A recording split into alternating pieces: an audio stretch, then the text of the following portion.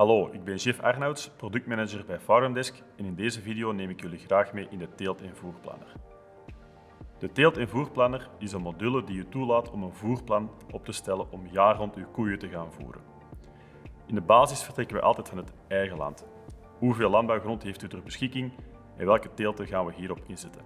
Daarna gaan we kijken welke additionele voeders we moeten toevoegen om te komen tot een totaalplaatje. In deze koppeling tussen enerzijds het land en anderzijds het voer zijn wij uniek. Ik kan me inbeelden dat u als veehouder bepaalde voorkeuren heeft richting bepaalde teelten. Dit is geen enkel probleem. U kan zelf meegeven welke teelten en welke voedermiddelen u wenst in te plannen in uw plan. Het opstellen van een dergelijk voerplan is geen eenvoudige opdracht. Daarom hebben wij in FarmDesk gewerkt aan een uniek algoritme waar u nu enkel hoeft mee te geven welke gewassen en welke voedermiddelen uw voorkeur uitdragen. En het algoritme zal dan zelf zoeken naar een oplossing die zowel technisch als economisch het beste scoort. Ik kan me inbeelden dat u een aantal vragen heeft. Laten we er samen eens naar kijken. We starten altijd met het invullen van de huidige situatie om dan te gaan kijken waar mogelijk de verbeterpunten liggen. Ik klik hier op Nieuwe simulatie en start vanaf 0. De eerste vragen gaan over mijn beschikbaarheid tot grond. Dus stel ik heb mijn demobedrijf 44 hectare landbouwgrond ter beschikking aan een gemiddelde pachtprijs van €900. Ik doe niet aan derogatie. De volgende vragen gaan over mijn veestapel. Dus op mijn demobedrijf heb ik 100 koeien. Ik houd ook jongvee aan op mijn bedrijf. Mijn dieren geven gemiddeld 10.000 kilogram per koe per jaar met een vetgehalte van 4,1 vet en 3,3 eiwit. Ik klik op toepassen en kom dan op dit scherm. Dus nu, in de volgende fase, gaan we eerst kijken wat is het actuele teeltplan, om dan te gaan aanvullen met wat zijn mijn bijgekochte voeders. Ik heb op mijn demobedrijf 22 hectare grasland. Ik doe niet aan beweiding, dus deze kan ik verwijderen. En daarnaast heb ik 22 hectare snijmaïs. U ziet hier onderaan in de visualisatie dat ik netjes aan die 44 hectare zit. Aan de linkerkant hebben we nu het teeltplan ingevuld. Aan de rechterkant gaan we de bijhorende rantsoen gaan bekijken. FarmDesk berekent automatisch de kilogrammen per koe per dag die horen bij uw teelten. Heb ik hier bijvoorbeeld 22 hectare snijmaïs aan 16,5 ton opbrengst, dan komt dit overeen met 22,67 kilogram per koe per dag. Hiermee houd ik rekening met een aantal zaken. Enerzijds gaan we rekening houden met inkuilverliezen, dus 7% van uw totale opbrengst snijmaïs gaat verloren. Daarnaast gaan we ook natuurlijk rekening houden met voederopname van een deel jongvee en een deel droogstaand vee. U hoeft dit zelf als veehouder niet in te vullen. Het algoritme gaat zelf berekenen hoeveel procent van het gewasopbrengst dat gaat naar welke groep. Belangrijk in dit verhaal is natuurlijk wat uw teelten op dit moment opbrengen.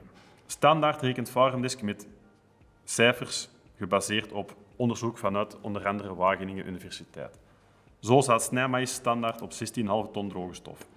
Heeft u hier als veehouder een goed zicht op wat uw werkelijke opbrengst is, kan u dit aanpassen. Bijvoorbeeld, ik kan de opbrengst van de snijmaïs op 17 ton droge stof zetten. En dan zal je zien dat automatisch de bijhorende kilogrammen per koe aangepast worden. Ook voor de kostprijsberekening hebben we cijfers vanuit Wageningen Universiteit en andere bronnen. Zo wordt de prijs voor de snijmaïs opgebouwd op basis van deze cijfers. Heeft u hier een zicht op, kan u dit als veehouder perfect aanpassen. Heeft u hier niet zo'n goed zicht op, dan kan u zeker de cijfers laten staan. Kijk ik nu aan de rechterkant, dan zie ik het bijhorende rantsoen. Op dit moment heb ik een melkdekking van 45%. Ja, dat spreekt voor zich.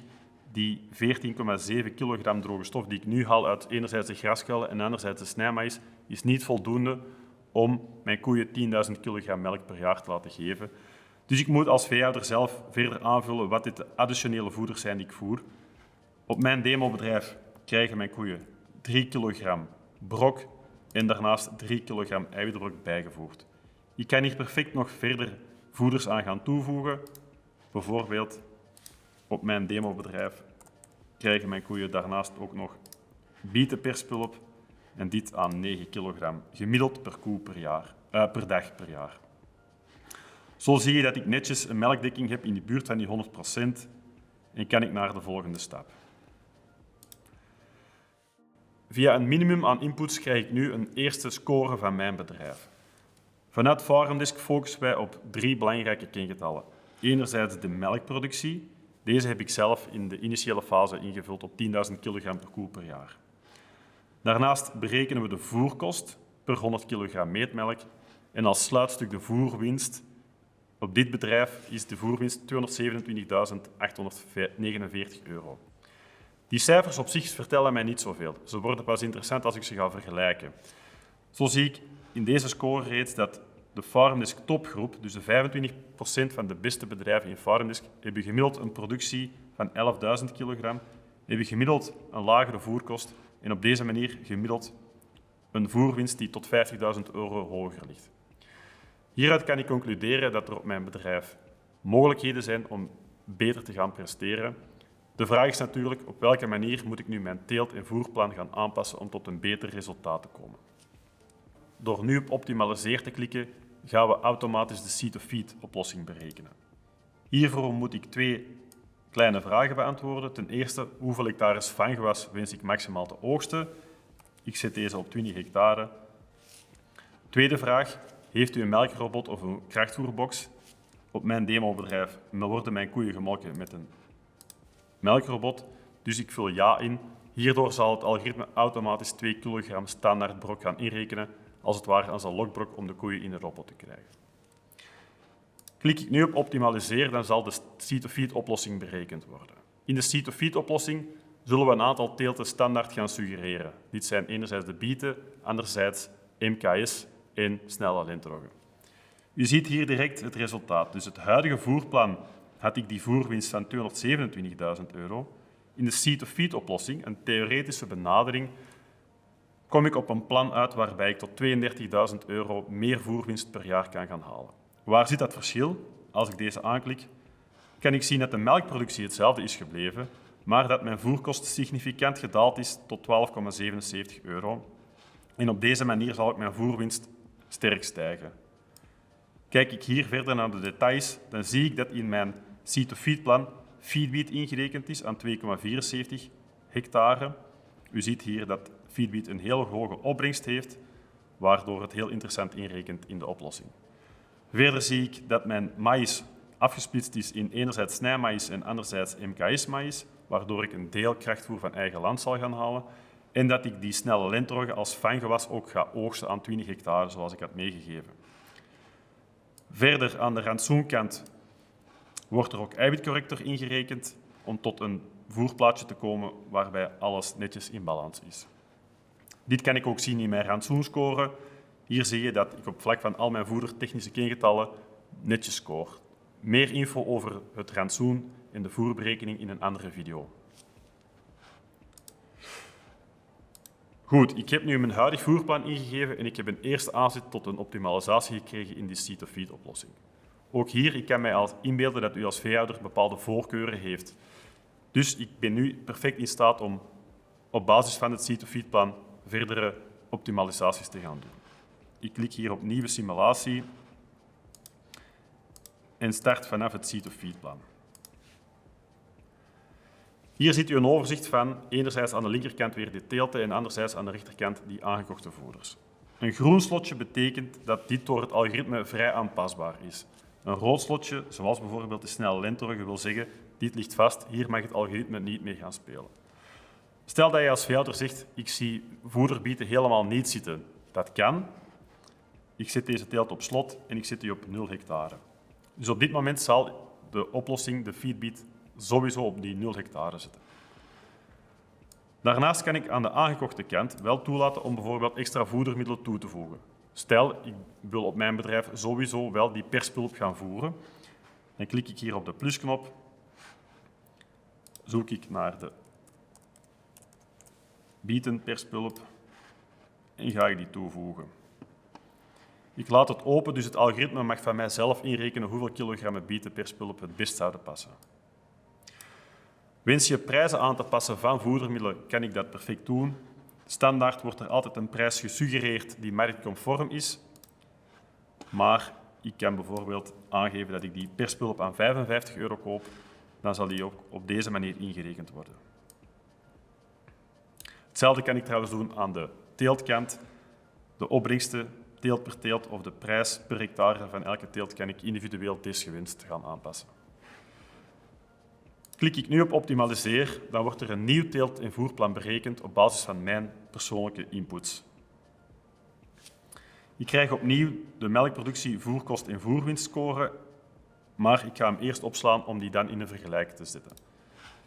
Ik geef mijn simulatie een naam,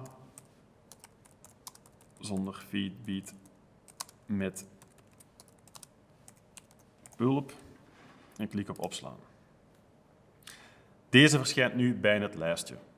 In dit laatste concept zonder feedbeat score ik nog altijd beter dan mijn initiële plan, maar ik zie wel dat ik minder score dan de theoretische seed-to-feed oplossing. Het is interessant om eens te gaan kijken waar zitten die verschillen. Daarvoor hebben we die vergelijkingsmodus ontwikkeld. En hier kan ik stap voor stap gaan links en rechts het seed-to-feed plan en het nieuwe plan zonder feedbeat gaan vergelijken. De inputs zijn allemaal hetzelfde. Het grote verschil zit hem in het verschil in de voerkosten met het bijhorende verschil in voerwinst. Zonder de feedbeat ga ik tot €6.000 minder per jaar voerwinst gaan halen. Waar zitten nog de verschillen? Uiteraard 0 hectare feedbeat. Als ik ga kijken op de andere teelten, als ik de feedbeat laat vallen, ga ik iets meer gras inrekenen. Ga ik het aandeel snijmaïs wat verlagen om het aandeel MKS een beetje te verhogen. Ik krijg ook die rantsoenscore weer op een heel grafische manier. Ik zie dat beide plannen in het groen zitten. Dit was nu een relatief eenvoudig voorbeeld. De teelt- en voerplanner in FarmDesk laat u perfect toe om oneindig veel plannen te maken waarbij u enerzijds aan de teeltkant, anderzijds aan de ingekochte voederskant kan spelen met welke voedermiddelen, welke teelten, de kosten en dergelijke meer. Ik ben ervan overtuigd dat indien u met deze teelt- en voerplanner aan de slag gaat, u inzicht zal krijgen om tot een optimaal voerplan te komen. Hopelijk heeft deze video u geholpen om deze module beter te begrijpen. Heeft u verder nog vragen, kan u natuurlijk altijd terecht bij uw seed-to-feed adviseur of rechtstreeks met ons via de chat. Bedankt voor het kijken.